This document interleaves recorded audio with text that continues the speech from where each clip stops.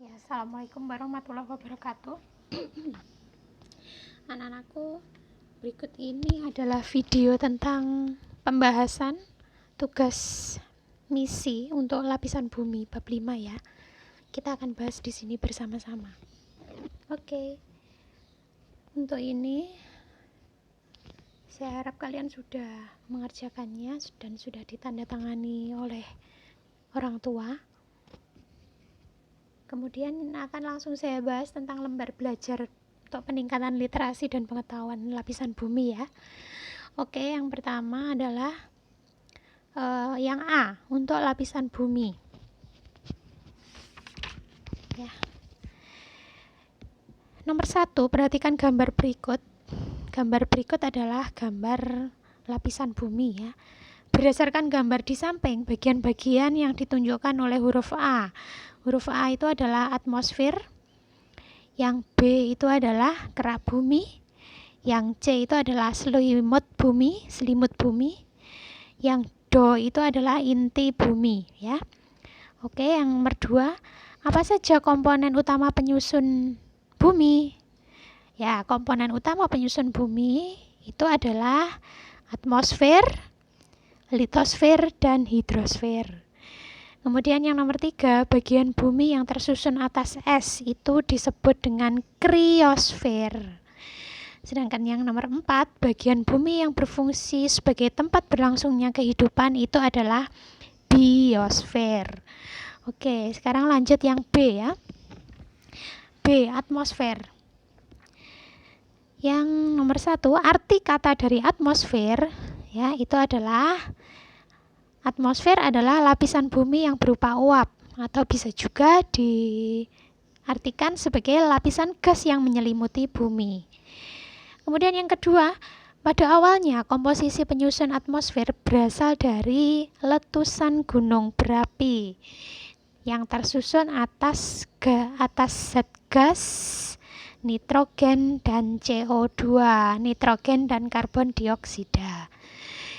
Kemudian yang nomor 3, zat gas apa saja yang terdapat pada lapisan atmosfer?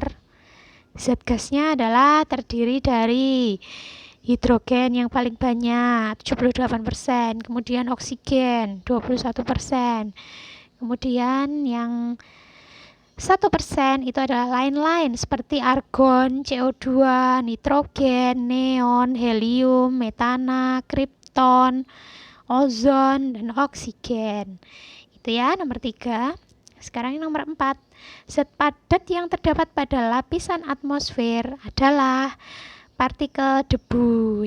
Jadi debu ya zat padatnya. Kemudian yang nomor 5, zat cair yang terdapat pada lapisan atmosfer adalah yaitu sekumpulan tetesan air yang membentuk awan. Nomor 6, ini ya, nomor 6, lengkapilah tabel berikut. Ini ada 5 ya. Yang pertama, isinya lapisan atmosfer troposfer. Ciri utamanya adalah terletak pada ketinggian 0 sampai 10 km di atas permukaan laut. Nah, cirinya lagi adalah tempat berlangsungnya sistem bumi seperti hujan, salju, dan awan. Kemudian lapisan atmosfer yang kedua adalah stratosfer. Ciri utamanya terletak pada ketinggian 10 sampai dengan 50 km di atas permukaan laut. Cirinya yang lain adalah disitulah di lapisan stratosfer inilah tempat pesawat terbang mengudara atau melintas. Kemudian yang ketiga itu adalah mesosfer. Cirinya ketinggiannya 50 sampai 80 km di atas permukaan laut. Di situ merupakan tempat terbakarnya meteor yang masuk ke permukaan bumi, yang masuk ke atmosfer bumi. Oke, yang keempat adalah termosfer. Ciri utamanya ketinggiannya 85 sampai 500 km di atas permukaan laut. Ciri utama yang lain adalah dia sebagai pelindung bumi dari radiasi sinar UV. Suhunya sangat tinggi di lapisan termosfer ini ya. Kemudian yang kelima terakhir itu adalah lapisan eksosfer. Ciri utamanya dia berada pada ketinggian lebih dari 500 km. Merupakan tempat satelit mengorbit. Nah, oke. Nomor 6 sudah, sekarang lanjut nomor 1 bawahnya itu ya. Gas ozon atau O3 terdapat pada lapisan stratosfer. Nomor 2, tempat berlangsungnya hujan, angin, dan salju terletak pada lapisan troposfer. Nomor 3, lapisan yang berfungsi untuk membakar habis meteor adalah lapisan mesosfer. Yang keempat, lapisan yang disebut sebagai lapisan ionosfer adalah lapisan mesosfer dan termosfer. Ya, ini dikarenakan pada lapisan tersebut memiliki ion ya, memiliki ion. Kemudian yang kelima, lapisan yang berfungsi sebagai tempat orbit pesawat luar angkasa atau satelit. Itu adalah lapisan eksosfer. Nomor 6, jelaskan proses CFC di atmosfer yang dapat mengubah konsentrasi lapisan ozon ya. Jadi prosesnya mengapa kok CFC? CFC itu apa toh? Panjangan dari klorofluorokarbon. Itu adalah salah satu material yang dipakai pada pendingin ruangan, kulkas ya. Mengapa kok itu dapat mengubah konsentrasi lapisan ozon, dapat menipiskan lapisan ozon yang manfaat lapisan ozon itu sebagai pelindung permukaan bumi dari sinar UV itu ya. Jadi gimana prosesnya? Kok CFC itu membahayakan ozon gitu ya. Jadi begini, ketika CFC itu berada di atmosfer, ya, kita kan manusia memakai CFC untuk pendingin ruangan, untuk kulkas ya. Akhirnya CFC akan berada di atmosfer. Nah, ketika CFC berada di atmosfer, sinar ultraviolet itu memecah molekul CFC, jadi dipecah molekul CFC-nya menjadi atom-atomnya, yaitu ada atom klorin, kemudian fluor, dan karbon. Nah, kemudian atom klorin yang bebas akan mendekati dan memecah molekul ozon. Ozon itu kan merupakan molekul yang tersusun atas oksigen. Jadi ozon itu O3 ya rumus kimianya. Nah, akhirnya karena dipecah, satu atom oksigen akan berikatan dengan klorin, sedangkan sisanya akan membentuk molekul oksigen. Nah, proses tersebut terus berlangsung ketika terdapat klorin di atmosfer. Jadi kalau CFC-nya terus ada di atmosfer, maka proses pemecahan CFC itu akan terus berlangsung dan CFC yang sudah pecah tadi akan memecah molekul ozon. Akhirnya ozonnya itu menipis, tidak dapat. Mengapa kok menipis? Karena senyawa yang dibentuk oleh reaksi klorin dan oksigen tadi itu tidak bisa menyerap sinar UV. Akibatnya akan banyak sinar ultraviolet yang masuk ke permukaan bumi. Jadi begitu prosesnya. Oke, anak-anak, itu yang nomor 6. Sekarang kita lanjut yang C, litosfer dan hidrosfer ya, litosfer dan hidrosfer. Berdasarkan ilmu lapisan bumi, gambar di samping menunjukkan lapisan litosfer, yaitu lapisan batuan yang ada di bumi atau seluruh bagian padat bumi atau struktur padatan bumi. Kemudian lengkapilah tabel litosfer berikut. Yang pertama, kerak bumi, bagian-bagiannya. Kerak bumi dibagi menjadi dua, yaitu kerak benua yang berada di daratan dan kerak samudra yang berada di lautan. Struktur yang kedua adalah mantel bumi, bagian-bagiannya. Yang A ada mantel atas dan B ada mantel bawah.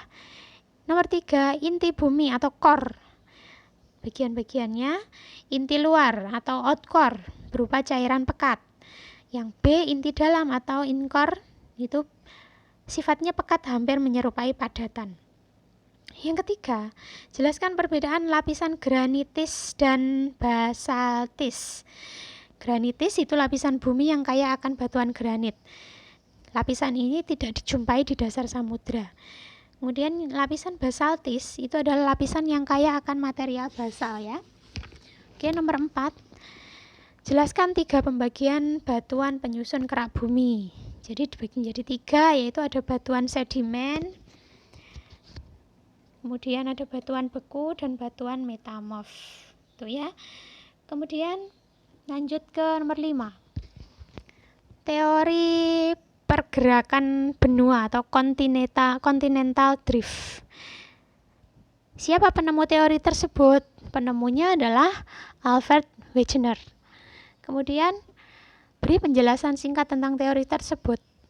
Dalam teorinya menjelaskan bahwa zaman dahulu benua di bumi menyatu dan membentuk daratan yang luas. Lalu daratan tersebut menjauh secara perlahan. Lalu apa kelemahan dari teori continental drift ini sehingga banyak yang menolaknya? Kelemahannya adalah karena teori ini tidak dapat menjelaskan bagaimana benua terpisah dan bergerak menjauh.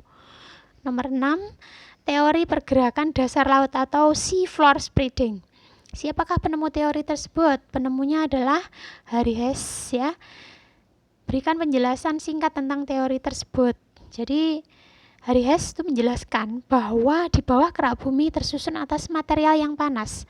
Lalu material tersebut naik ke punggung kerak samudra karena memiliki massa jenis yang beda. Lalu material tersebut bergerak ke samping bersama dasar kerak samudra dan membentuk patahan yang nantinya magma akan naik ke atas mengisi patahan tersebut. Ya. Oke, nomor 7, teori tektonik lempeng. Teori tersebut merupakan gabungan dari teori pergerakan benua dan teori pergerakan dasar laut. Kemudian, berikan penjelasan singkat tentang teori tersebut. Ya. Jadi, penjelasannya adalah pada bagian litosfer terdapat astenosfer yang bersifat plastis dan seolah mengapung di atas astenosfer sehingga membuat adanya interaksi lempeng seperti saling mendekat dan saling menjauh. Oke. Sekarang yang nomor 8 ya, nomor 8. Jelaskan dengan singkat penyebab terjadinya pergerakan lempeng tektonik ya. Jadi ini adalah penyebabnya adalah lempeng tektonik ini memiliki proses yang sama dengan peristiwa air mendidih ya, konveksi. Massa jenis yang rendah pada bagian bawah akan menyebabkan material bergerak naik. Saat material tersebut naik akan terjadi kenaikan massa jenis karena adanya penurunan suhu sehingga material tersebut terus-menerus bergerak di bawah kerak bumi dan menyebabkan pergerakan lempeng. Tuh ya.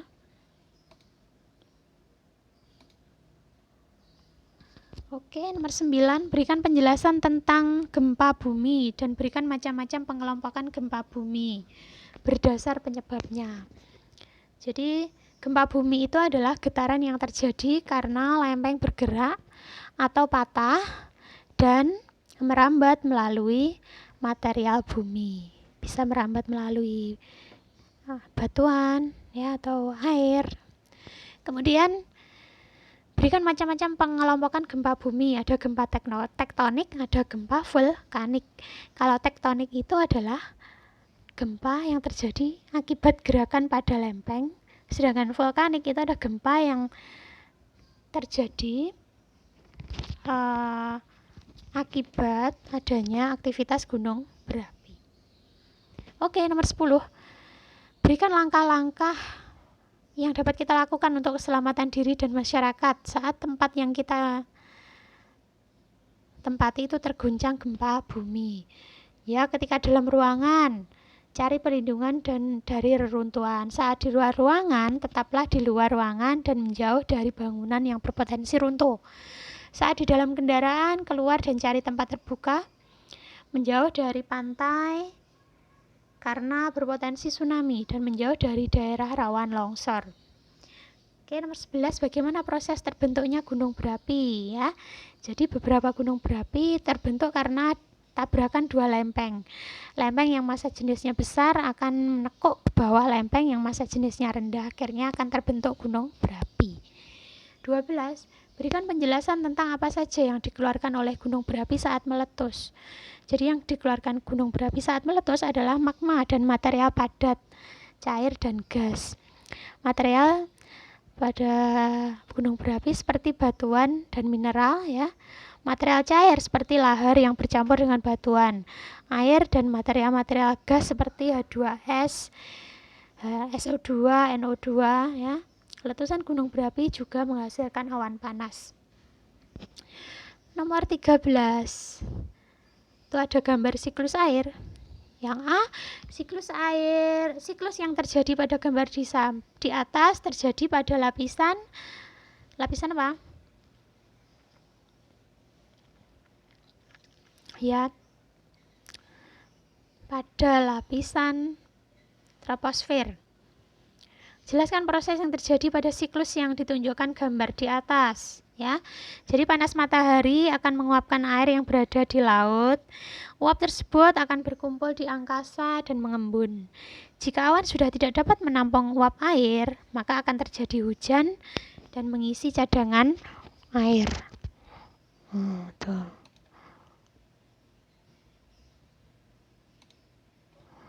Oke, nomor 14, berikan penjelasan tentang lapisan hidrosfer. Hidrosfer itu berasal dari kata hidros yang artinya air dan sapira yang artinya lapisan.